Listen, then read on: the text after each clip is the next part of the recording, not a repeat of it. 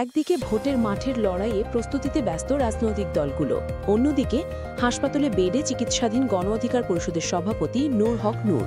বর্তমানে সিঙ্গাপুরের একটি হাসপাতালে চিকিৎসাধীন রয়েছেন ডাকসুর এই সেবিক ভিপি। এই অবস্থায় হঠাৎ করেই নূরকে ফোন দেন বিএনপির ভারপ্রাপ্ত চেয়ারম্যান তারেক রহমান।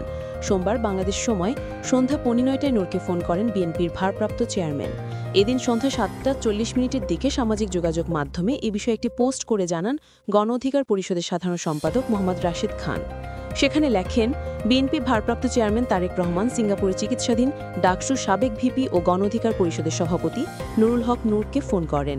এ সময় তিনি নূরের স্বাস্থ্য ও চিকিৎসা সম্পর্কে জানতে চান। কথোপকথন শেষে তিনি নূরের পরিপূর্ণ সুস্থতা কামনা করেন। এর আগে গত 29 আগস্ট রাতে রাজধানী বিজয়নগরে জাতীয় পার্টি ও গণ অধিকার পরিষদের নেতাকর্মীদের মধ্যে সংঘর্ষ হয়।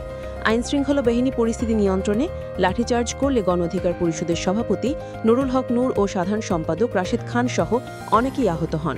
পরে চিকিৎসকদের পরামর্শে রাত 11টার দিকে তাকে স্থানান্তর করা হয় ঢাকা মেডিকেল কলেজ হাসপাতালে। সবশেষ গেল 22 সেপ্টেম্বর উন্নত চিকিৎসার জন্য তাকে সিঙ্গাপুরের মাউন্ট এলিজাবেথ হাসপাতালে পাঠানো হয়।